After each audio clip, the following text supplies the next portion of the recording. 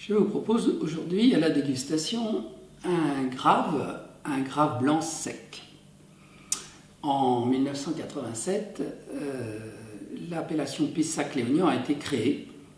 On se demande bien pourquoi, puisqu'elle ne fait que souligner que les terroirs du Nord sont les plus qualitatifs, ce que l'on savait depuis bien longtemps. Il suffit de consulter le classement des grands graves des années 50 et on a tout compris. Les négociants ont beaucoup critiqué l'affaire, considérant, je suis d'accord avec eux, que le système des appellations est suffisamment complexe en France et que ce n'était pas la peine d'en rajouter.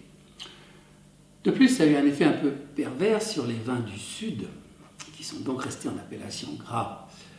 Ils ont un petit peu morflé commercialement, c'est dommage. Cette région finalement du Sud est assez méconnue et un peu sous-estimée. Naturellement, on parle toujours de 2 ou 3 châteaux qui ont pignon sur rue, si l'on peut dire. À commencer par le clos Floriden de la famille du Bourdieu et du château Chantegrive à Podensac, famille Lévesque. Mais derrière ça, il y a beaucoup de gens qui travaillent bien et surtout qui font des blancs et des rouges tout aussi intéressants pour des prix quand même qui n'ont rien à voir avec les Pessac-Léognan. C'est facilement 2 fois moins cher.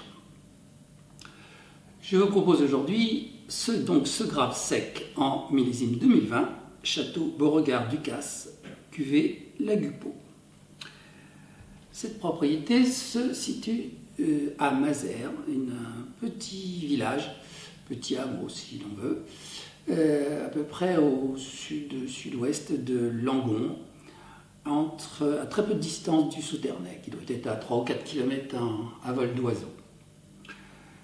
La propriété produit donc un blanc sec, un rouge également, un blanc sec en version élevage sur bois, et puis il possède également des vignes dans le Sauternais avec 2 marques différentes, et aussi de l'autre côté de la Garonne, des vignes sur l'appellation Entre-deux-Mers, et ils y produisent un simple Bordeaux rouge.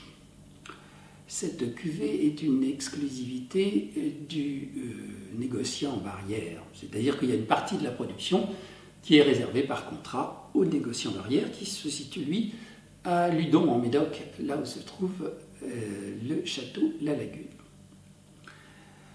Quelles sont les caractéristiques de ce vin? D'abord, c'est un assemblage 50% sémillon, 50% sauvignon, et c'est assez rare de trouver une telle proportion de sémillon dans la région. L'élevage est court, 2020, vous imaginez bien qu'il y a une raison. L'élevage est court et uniquement en cuve. Et ce vin, en fait, je l'ai déjà goûté parce que je l'ai acheté pour atteindre le franco de ma commande sur Internet. Et j'ai goûté ça et j'étais assez étonné de la qualité. Et en plus, il donne de l'eau à mon moulin, si on peut dire, parce que je trouve qu'à Bordeaux, ils boisent trop ou mal leur vin. Et ça, c'est bien dommage. De nombreux terroirs à Bordeaux donnent d'excellents blancs secs, mais qui ne supportent pas, selon mon point de vue personnel, le passage en barrique. Ça leur donne un style un peu standard. Ça écrase le fruité du sauvignon. J'en vois assez mal l'intérêt, d'autant plus que tous ces vins sont bu très jeunes de toute manière. Nous allons donc goûter ce vin.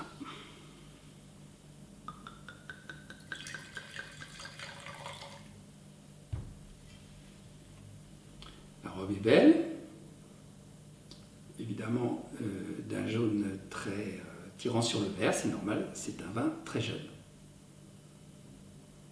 Le nez est intense.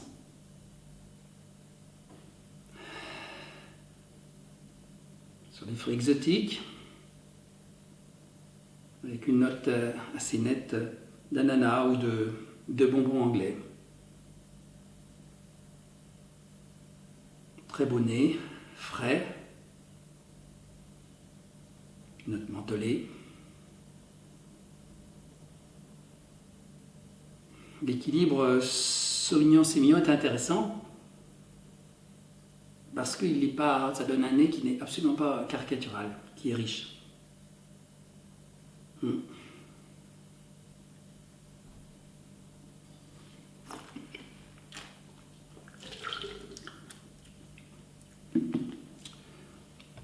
La bouche a une très belle concentration.